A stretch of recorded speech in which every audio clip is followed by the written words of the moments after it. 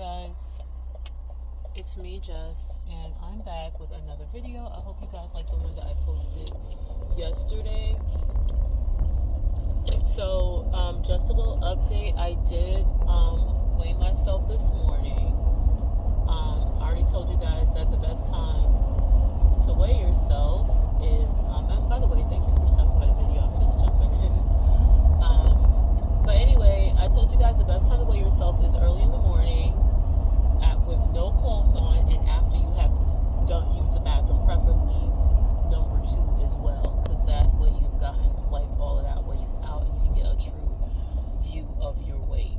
Okay, so yesterday I was 212.6 after using the bathroom.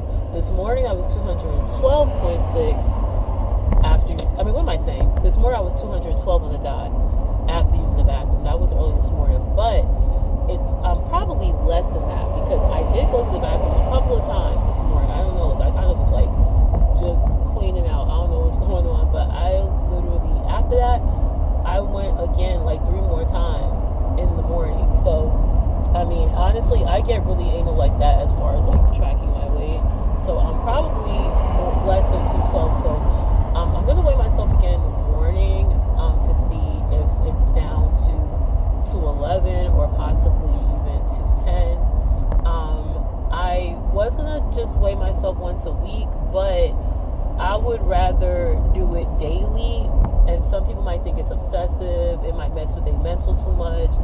I do agree, but at the same time, the reason why I choose to weigh myself daily is because I want to make sure that I catch any mistake. Like if there just happens to be one day that the scale goes up a little bit or too much, then I know I can catch it really quickly and be like, okay, I was this yesterday, but now, if it goes up about a pound or 2 significantly the next day, after going to the bathroom, and I know I really wasn't, I can catch it and, plan accordingly. Maybe go back the day before, analyze what I was eating, go back to my fitness pal and look to see, okay, did I eat something I should have had? Should I have not had that extra scoop of ice cream? Or maybe I had too much of some of the fruits or whatever. So for me, that's just something that works for me. I know that your weight is going to fluctuate from day to day. I know that. But it really is just good because I feel like if you let too much time pass, you could have been making progress, but you might have gotten so comfortable and you might have started eating something or that really, you shouldn't have had, and it's not any time to catch it. Okay, so that's what I'm planning on doing. So some people have been asking me, like just people in my personal life have been asking me if I'm planning on doing the ketogenic diet forever, like if this is my new thing. So that's going to be my title video. Am I going to continue this for a long haul? And my answer is yes, absolutely. Before I go any further, if you're new to my video or just new to keto, I don't want to take for granted that you just assume what I'm talking about, because I do want to help educate people to know more about the ketogenic diet and to give them ideas. So for those of you, I'm guessing because you're watching you should know, but you just never know. So for those of you who don't know, the ketogenic diet is a high fat, moderate protein, low carb diet. Okay, it is not a high protein diet. Some people think that you could be doing a high protein diet but not necessarily be doing keto. Okay, you can be doing high protein, eating a lot of lean meats, eating a lot of things that have protein in it, like Greek yogurts and cottage cheese and protein bars and protein powder and all that stuff. And you still might be including brown rice and sweet potatoes. You might still have a bowl of oatmeal. So high protein and keto is not the same. Can you be high protein and keto at the same time? Well, it just depends. It's a slippery slope. Of course, to me, a lot of your fats are going to come from protein, but you want to be having more fattier protein.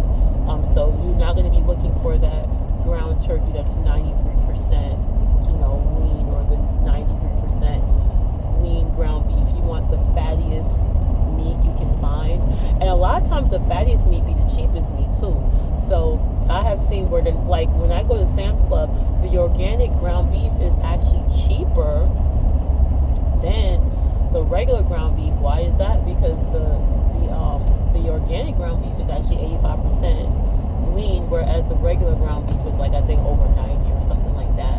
So yeah, so you do want your fattier sources of protein. Like I said, 9 times out of 10 they're going to be cheaper.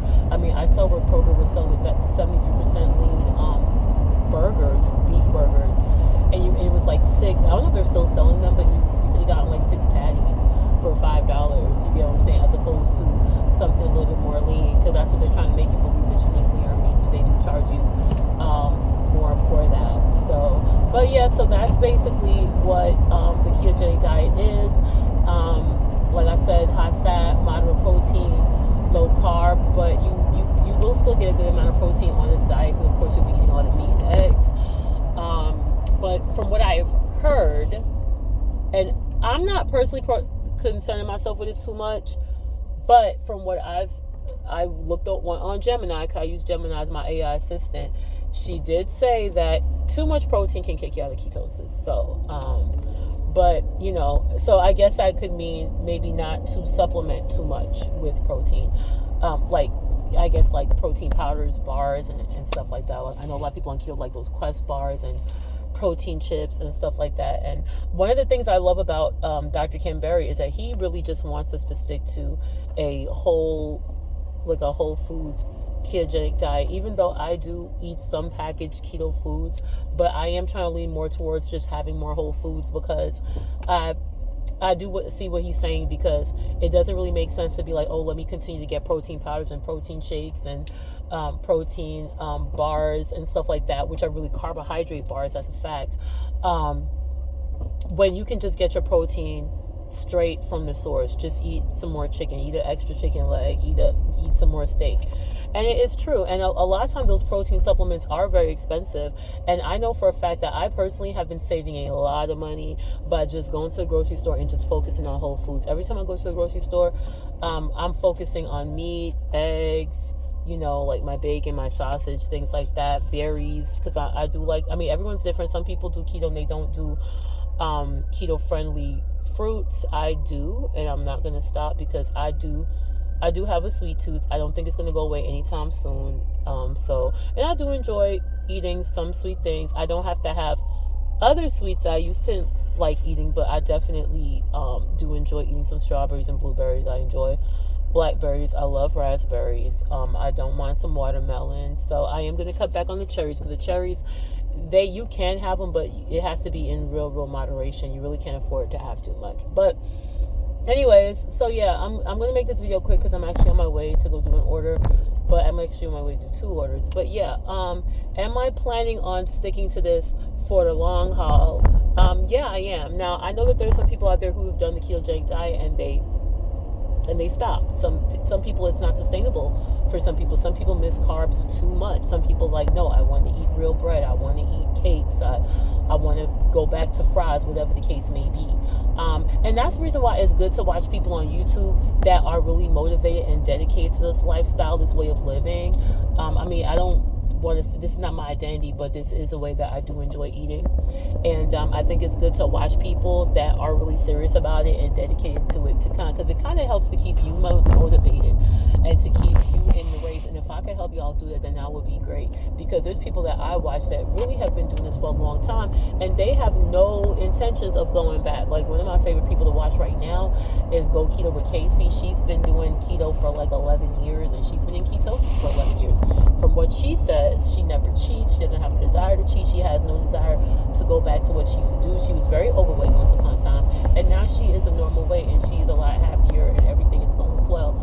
And that is what I want. You know, like I told you, my highest weight was 241 pounds, and I have been yo-yoing for like the past 15 years, and I'm sick of it. You know, I want to be the normal weight. I'm not saying I'm going to be back to where I was when I was like 18 years old. You know, I'm not saying all that, but I mean, my first goal is to get out the 200s once and for all. I've been in the 200s for 15 years, and I'm tired of it. I don't want to be here anymore. You know, I want to see a 1 in front of my weight. I have no business being 200 and anything. You know, now, yes, I'm getting closer to my goal. Like I said, I was hanging out in the 230s and 240s for years. So it does really feel good to actually be on the lower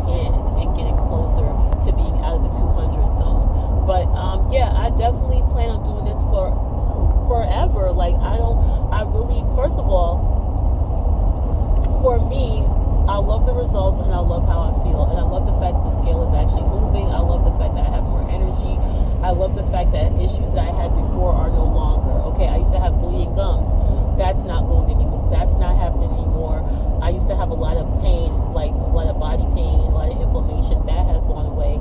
I have way more energy. I'm not like sleepy all the time, want to take naps all the time, especially after eating. I'm not like, oh my God, I just finished eating, I want to go to bed. No, I can eat and still do other things. I can clean up, I can go work out, I can do what I want to do. Cholesterol has gone down. Anemia is getting better. I'm working on my pre-diabetes to get my AC1 level down. That does take a little time. You gotta go back to the doctor every 3 months. So the last time I went to the doctor, my AC1 level was still high, but at the same time, I literally was still new into the ketogenic lifestyle. So that's why I'm really trying to continue on, trying not to cheat, being very careful of even some of the sugar alternatives, because I heard there's some sugar alternatives that can still keep your blood sugar elevated. But and also, I like the fact that I am not constantly feeling gassy and bloated. Okay, that is not something that I would want to go back to on a plant-based diet. And a lot of people that's on a plant-based diet will tell you that is like a constant thing. You are constantly bloated, constantly gassy, and it's just not pleasant at all. It's not pleasant to the people that's around you. So no, I don't want to go back to that. And I've done a lot of things. I've put a lot of strategies in place that's going to help me to stick to it. Okay, first of all, I love the diet. I think it's very easy. I can have any meal ready like within minutes. Like, when I was plant-based, it took time to prepare stuff. It was so much to do. You get what I'm saying? Like, if you wanted some fried mushrooms or cauliflower, I gotta make the batter, I gotta dip it, I gotta fry it, I gotta do this, I gotta do that. You want some fried rice, you gotta chop up all these vegetables, you gotta boil the rice and weigh on that, you gotta do it. It was so much preparation. Oh, you want vegan Alfredo? Oh, you gotta soak your cashews overnight. Then you gotta put it in the blender with the lemon juice and the almond milk and this and that. It's so many steps. I made some wings last night in my air fryer, 20 minutes done. I had some left over. I came back. I had to go to the tire shop.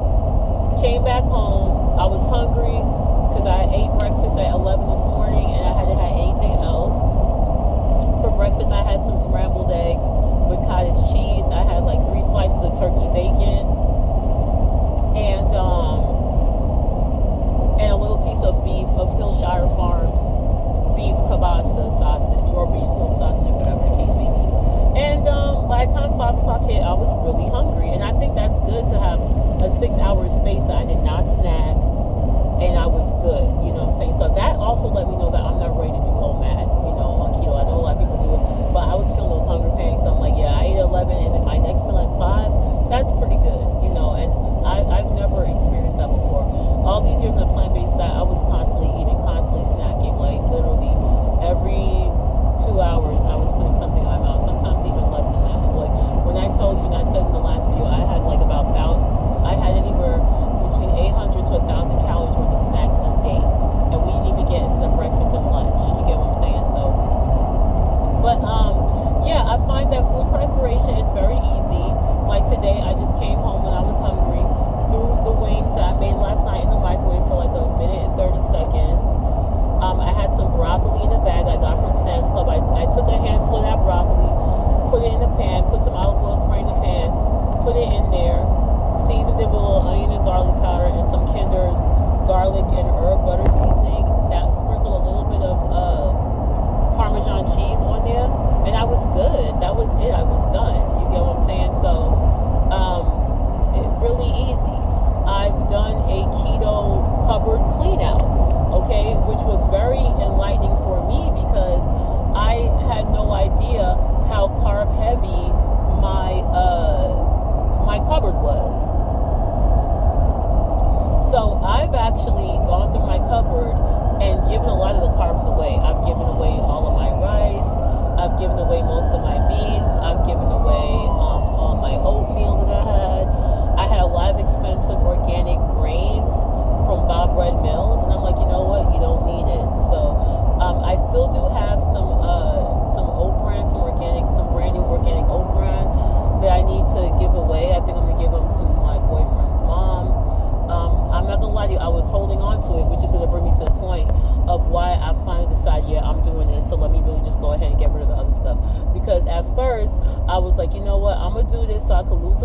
my weight loss goal, and then I will just slowly introduce some carbs back into my uh, into my life. I wasn't planning on doing every single carb. Like, I really am over rice. I don't give a shit about rice. I don't have a desire to ever eat rice again. Fried rice, nothing like that. I think cauliflower rice is cool. Now, I don't even eat cauliflower rice. That's a funny thing. But I don't care about rice. I don't care about pasta. Never really did. I was never really a pasta person. Even before I did all this, I was eating spaghetti squash. So really not a pasta person. Bread, not really. I mean, some breads. I do like sourdough bread. That's really nice. But I really don't care about it anymore. And so, but yeah, at first I did see myself slowly introducing back some stuff. Like, I really used to enjoy doing gluten-free baking. So I was at first like, once I reach my weight loss goal, then I'll go back to making gluten-free banana bread, which I made a really good one, and I can go back to making some healthy apple crisp, every now and then, just as a treat. And then as time went on, I'm like, you know what, it's really not worth it, because I'm having such a positive experience by eliminating the carbs to the point where I don't crave them. I don't have a desire anymore for it. So it doesn't even make sense to even try to introduce it back into my life. And also, my grocery bill has been really low also since eating this way, because there's so much stuff that I'm not buying anymore. So anybody who tells you, oh, eating ketogenic is expensive, no, it's not, because the things that you buy in the ketogenic diet, regular people who just eat a regular balanced diet eat that anyway. Most people are buying eggs, most people are buying meat, most people are buying vegetables, most people are buying even those keto-friendly fruits. Okay, but so you're still getting those things, whether you were doing keto or not. Those are staples that would have been in your grocery list anyway. The only difference now is that look at all the other things you're not buying. You're not buying cereal anymore, full of carbs. You're not buying oatmeal. You're not buying bags of rice. You're not buying a bunch of can of beans. All these things that you thought were healthy. You're not buying loaves of bread every week. You're not buying you're not buying granola bars, and all these packaged foods. You're not buying chips. You're not buying pretzels. You're not buying hummus. These are all things that was on my shopping list on a regular basis. So I love Publix. I love their BOGO deals, or buy one get one free deals. And I used to go to Publix all the time, and I was going to Publix every week, spending well over $100 because I'm buying all these so-called healthy things that I thought I needed. I thought I wanted to let my kids have cereal. I thought I needed granola bars to put in my lunchbox. I thought I need to have organic, microwavable oatmeal, like all this bullshit. And now I realize that I don't need those things. So my grocery list has gotten very small. Like, every week, and I mean, I go, and if you go to Sam's Club for some things, you're really not going to be at the grocery store that much, because like, I go get those 24 counted cage-free eggs for like $5 and change, and I get 2 of those. So that lasts me a little while. So I'm not really like, oh, I got to get eggs every week. I got to do this every week. You know what I'm saying? So, like I said, my grocery bill has gone down drastically. It really has. Because like I say, there's so much stuff that I'm not buying. And like I said, I've given a lot of stuff away. And, every day I'm learning new things. At one point I thought popcorn was okay. Now I'm realizing that no, popcorn is not okay on this diet. The microwave popcorn is really high in calories. So there's just so many things that is no longer on my list. Even sauces. I love barbecue sauce, but I'm going to be cutting back on that and just sticking with getting the G. Hughes sugar-free barbecue sauce, because those other even if I do get a regular barbecue sauce, I really need to make sure that I'm paying attention to the carb count per serving and the sugar amount, But like I said, I definitely don't have any intentions of going back to carbs, going back to plant-based, because like I said, I love the results that I'm getting. I've been trying to get these results for the past 15 years. So now that I'm finally getting it, why would I go back? It's not worth it. If I'm eating really delicious beef burgers, why do I need to start buying Beyond Burgers again? Why do I need to start buying Impossible Burgers again? I'm really enjoying eating meat with just my vegetables, with my salad, with my broccoli, green beans, whatever. So why do I need to get back to rice or to, potatoes? I don't. Okay? Guys, I'll be right back. Okay, guys.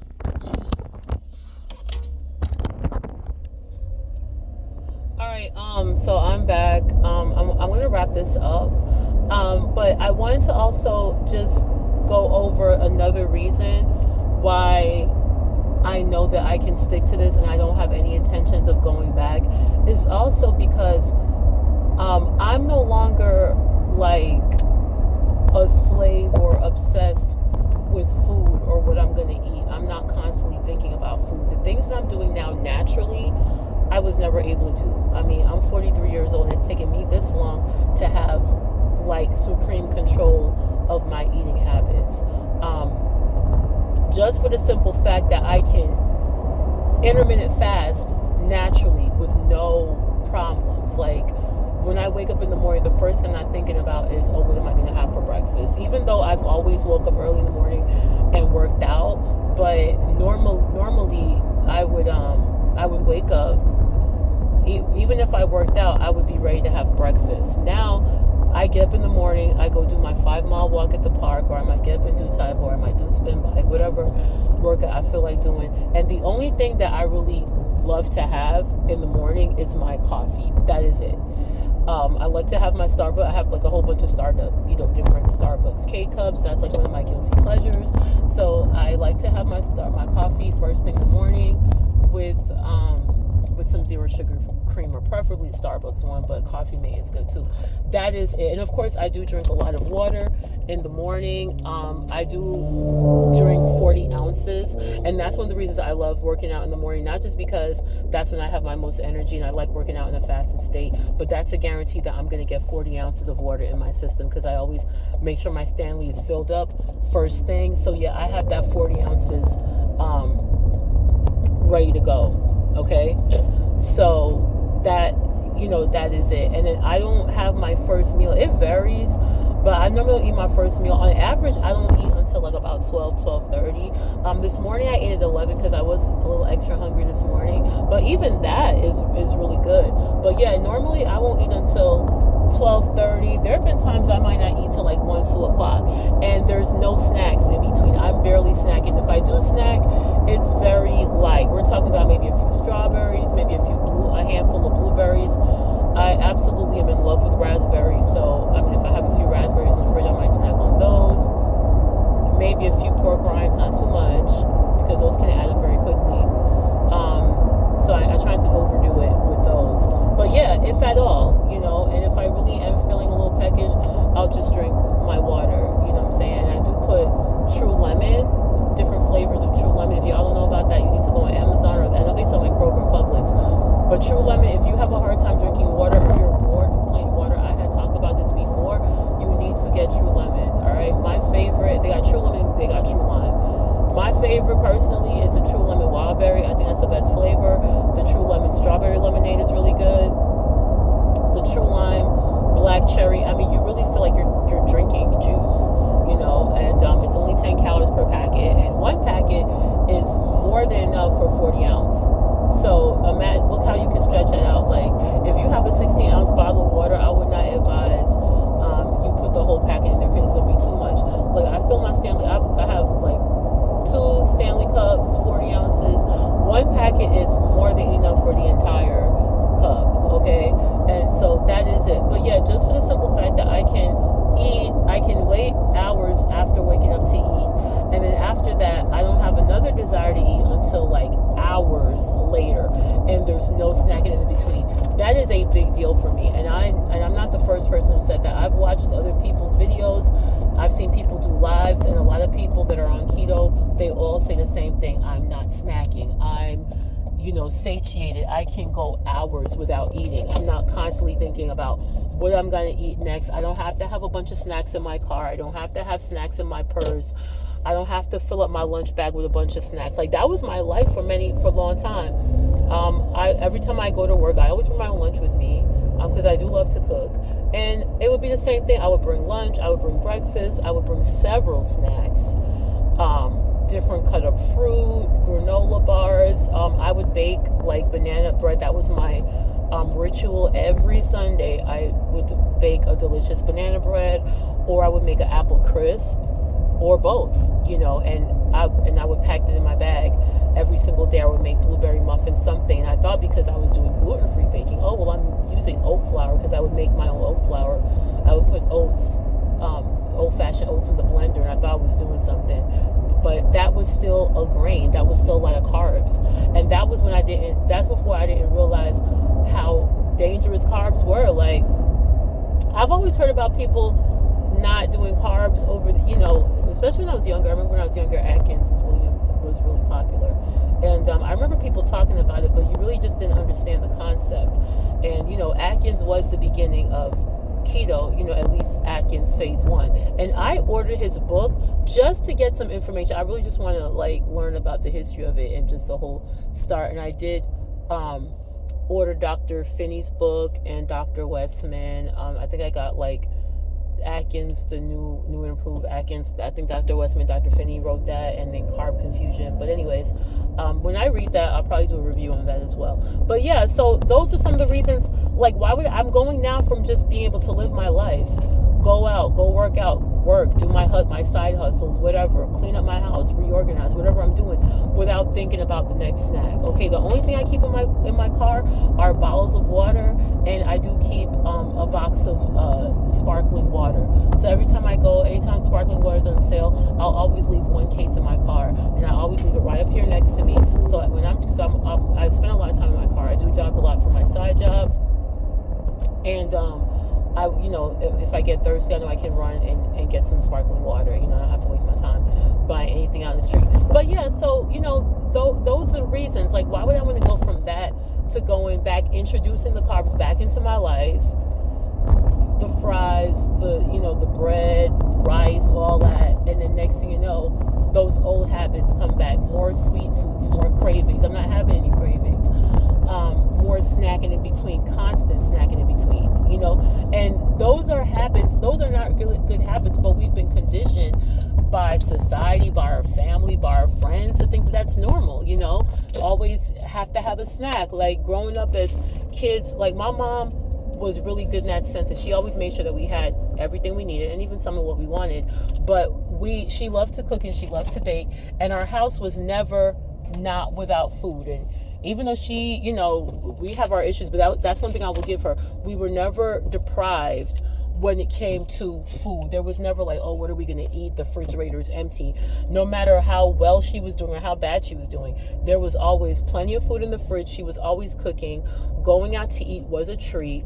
And we always had snacks. I remember when we were younger, we actually had a membership to Costco. She had Costco and she had BJ's membership, because Costco and BJ's been around for a while, since the 90s or whatever the case may be.